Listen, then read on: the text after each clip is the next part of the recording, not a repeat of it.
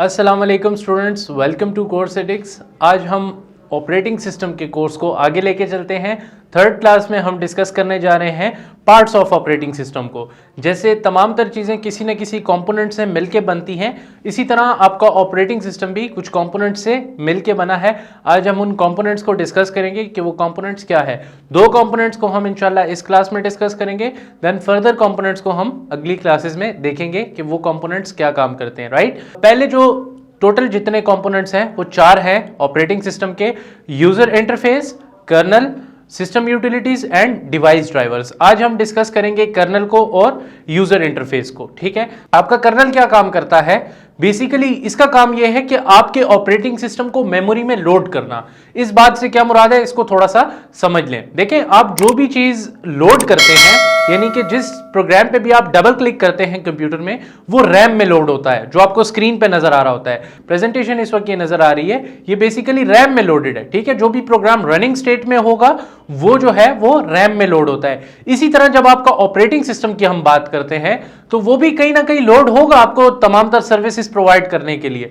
तो जो मेमोरी में लोड करने का काम होता है आपके ऑपरेटिंग सिस्टम को, वो कौन करता है? वो आपका कर्नल करता है। और ये इस बात को इंश्योर करता है आपका जो ऑपरेटिंग सिस्टम है या आपकी जो विंडोज है वो कम से कम स्पेस रिजर्व करे मेमोरी के अंदर, ताकि जो आपके एप्लीकेशन प्रोग्राम्स हैं उनको लोड होने में कोई दिक्कत ना हो, कोई प्रॉब्लम ना हो। मतलब क्या कि अगर आपका ऑपरेटिंग सिस्टम ज्यादा स्पेस एलोकेट कर लेगा मेमोरी में या ज्यादा स्पेस ले लेगा, फॉर एग्जांपल आपके कंप्यूटर के अंदर 2 GB रैम लगी है और आपका जो ऑपरेटिंग सिस्टम है वो 1 GB रैम ले लेता है, और आप कोई भी एक एप्लीकेशन सॉफ्टवेयर डबल क्लिक करके ओपन करते हैं तो आपका कंप्यूटर हैंग होने लग जाता है। तो क्या मसला आ रहा है कि आपका ऑपरेटिंग सिस्टम जो है वो ज्यादा मेमोरी ऑक्युपाई कर रहा है, जिसकी वजह से तमाम तर बाकी एप्लीकेशन सॉफ्टवेयर जो हैं उनको प्रॉब्लम पेश हो रही है। राइट, इसी तरह अगर आप कहें कि आपका जो कर्नल है ये इस चीज की श्योरिटी देता है कि आपका जो ऑपरेटिंग सिस्टम है वो कम से कम स्पेस एलोकेट करे और ज्यादा से ज्यादा सर्विसेज प्रोवाइड करे।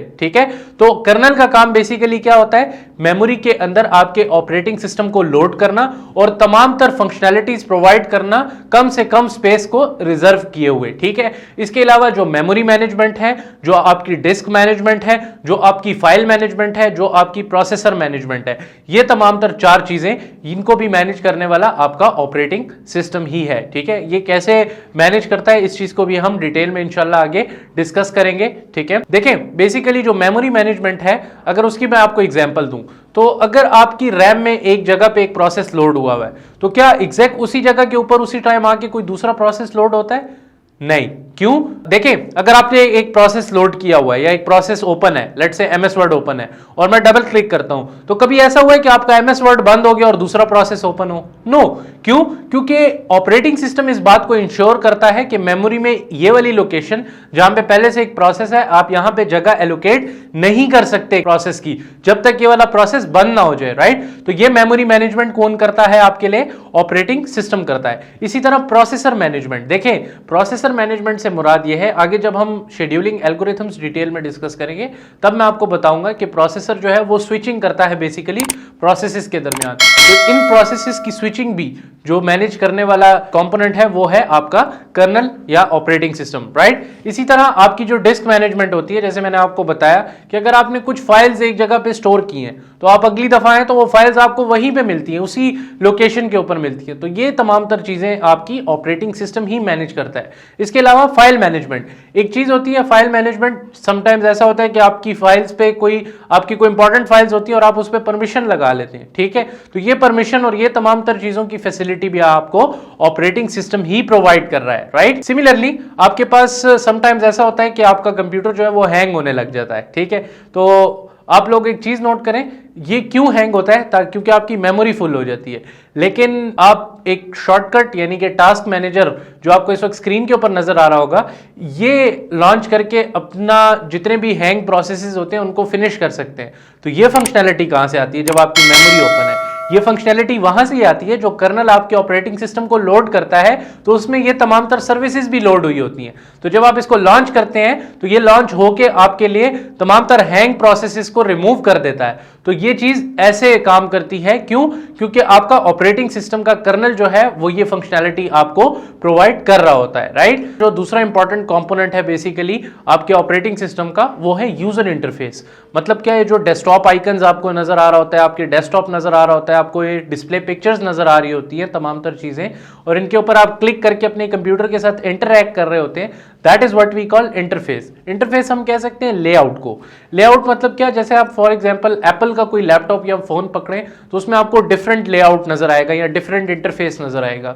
इसी तरह अगर आप विंडो फोन्स कोई पकड़ ले तो उसमें आपको डिफरेंट इंटरफेस नजर आएगा, और अगर आप एंड्रॉइड फोन्स पकड़ ले तो उसके अंदर आपको डिफरेंट लेआउट और डिफरेंट इंटरफेस नजर आएगा। बेसिकली ये इंटरफेस जो है ये ऑडियंस के अकॉर्डिंग होता है कि ऑडियंस किस इंटरफेस को प्रेफर करती है, ठीक है। अब एप्पल यूजर्स जो है वो रिकमेंड करेंगे कि हमें जो है वो एप्पल का ही इंटरफेस दिया जाए, जो एंड्रॉइड के यूजर्स हैं वो यही रिकमेंड करेंगे कि हमें एंड्रॉइड का इंटरफेस प्रोवाइड किया जाए, ठीक है। तो इसी तरह ऑडियंस जो है वो डिफरेंट इंटरफेसेस के ऊपर काम करती है और डिफरेंट इंटरफेसेस को रिकमेंड करती है depend upon their usability, right. अच्छा, दो तरह के इंटरफेसेस होते हैं, एक होता है CLI और एक होता है GUI।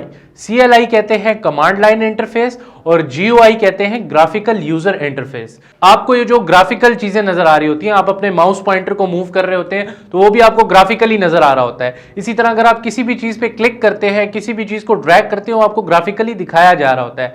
That is what we called graphical user interface. आप तमाम तर चीजों के साथ इंटरेक्शन करते हैं और वो इंटरेक्शन आपको नजर आ रहा होता है। इसके कंट्रास्ट में दूसरा जो हमारे पास इंटरफेस है वो कमांड लाइन इंटरफेस है। ये कमांड लाइन इंटरफेस है आपके पास, जिसके अंदर आप इनपुट के तौर पे अपनी कमांड्स देते हैं और आउटपुट के तौर पे आपको रिजल्ट जनरेट होकर मिलता है। इसमें कोई आपको आपकी माउस की पोजीशन और ये डेस्कटॉप आइकन्स वगैरह नजर नहीं आएंगे। इसमें जस्ट आप इनपुट के तौर पे कमांड देंगे और आउटपुट के तौर पे आपको वो काम होता हुआ मिलेगा। कोई इसमें आपका जो है डेस्कटॉप नहीं होगा, कोई आइकन्स वगैरह नहीं होंगे। तो बेसिकली क्या, ये जो इंटरफेस है CLI जो कमांड लाइन है, ये यूजर फ्रेंडली नहीं है। क्यों यूजर फ्रेंडली नहीं है? इसलिए यूजर फ्रेंडली नहीं क्योंकि अगर आप फॉर एग्जांपल अब डिफरेंट काम करने के लिए, हर एक काम करने के लिए अलग अलग कमांड्स आपको याद रखनी पड़ेंगी, जो कि एक इंसान के लिए मुश्किल काम है। इसके कंट्रास्ट में अगर आप GUI पे आए तो वही काम आप डबल क्लिक करके और इन चीजों से आप इजीली कर सकते हैं। फॉर एग्जांपल अगर आपको कॉपी करना है तो कमांड लाइन में आपको उसकी प्रॉपर कमांड लिखनी पड़ेगी, और अगर आपने GUI इंटरफेस यूज किया हो तो उसमें आप देखें कॉपी और पेस्ट आप करते हैं तो आपका काम हो जाता है, आपको कुछ भी याद रखने की जरूरत नहीं है बेसिकली। तो अगर आप कहें कि GUI जो है वो ग्राफिकल फ्रेंडली यूजर है तो हम कहेंगे बिल्कुल, जो आपका ग्राफिकल यूजर इंटरफेस है वो यूजर फ्रेंडली है और जो कमांड लाइन इंटरफेस है वो यूजर फ्रेंडली नहीं है। क्योंकि अगर कमांड में एक वर्ड भी आपका गलत हो जाए तो वो कमांड एग्जीक्यूट नहीं होगी, आपको अलाउ नहीं करेगा वो काम करने के लिए।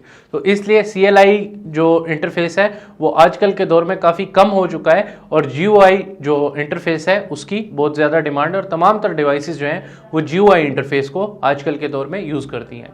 आई होप सो ये दो पार्ट्स जो ऑपरेटिंग सिस्टम के थे आपको क्लियर हो गए होंगे। इंशाल्लाह नेक्स्ट क्लास में अगले टॉपिक्स के साथ मिलते हैं, तब तक के लिए स्टे ट्यून्ड। अल्लाह हाफिज।